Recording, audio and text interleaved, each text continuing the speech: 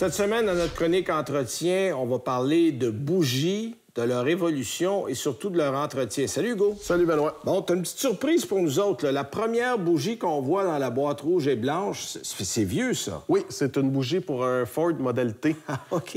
Physiquement, elle n'est pas identique, mais c'est quand même assez semblable. C'est surprenant. Ça a l'air d'une bougie, là, même si ça a plus de 100 ans. Ouais. Puis là, évidemment, il y a eu une évolution. Là, Oui. Tu nous as mis des exemples des années 80 à aujourd'hui. Oui, là. au nickel, qui a été développé dans les années 80. On a au platinium dans les années 90. Dans les années 2000, on a le iridium. Puis, il y a à peu près 4 ans, le ruthénium. Bon, comment on voit l'évolution dans les technologies qu'on a là? Bien, surtout la durabilité et la qualité du feu dans le cylindre. On a des bougies qui qui durent un 20 000 km jusqu'à un 160 000 km. Donc, il y a quand même une bonne évolution. OK, 160 000 km, les gens qui font 20 000 km par année, mettons, c'est 8 ans avec la même bougie dans l'auto. Oui, c'est quand même assez long. Si on garde l'auto si longtemps que ça. Oui, c'est assez long. Ça, c'est la recommandation du manufacturier selon votre véhicule. On peut les changer avant. Ça va faciliter le travail. OK. Puis là, on a... Et là, il y a des recommandations particulières. Ça, c'est un anti-grippant. Oui. Là, tu me disais que les bougies NGK, ils n'en ont pas besoin parce qu'ils sont déjà recouvertes d'origine. Oui, toutes les bougies NGK ont un enduit qui s'appelle du trivalent, qui empêche de gripper dans les moteurs.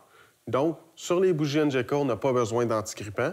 Les autres bougies, il faut se vérifier selon le manufacturier. Oui, parce qu'après 160 000 km, je peux vous garantir que la bougie va probablement être fusionnée au moteur. C'est extrêmement compliqué. Exactement. OK. Bon, évidemment, on parlait d'outils, on en parle souvent. Si vous faites le travail vous-même, il y a des bons outils à avoir pour changer des bougies. Oui, il faut vérifier l'écartement de la bougie avec la bonne outil. Parce qu'on a de plus en plus des électrodes avec des pointes fines. Donc, si on touche à l'électrode, on risque de la briser. Donc, il faut prendre la bonne outil pour le faire. OK. Là, évidemment, ça, c'est des outils pour dévisser, pour enlever les bougies. Oui, parce que si on n'utilise pas la bonne outil, on peut briser la porcelaine de la bougie et puis ça va coûter des nouvelles bougies.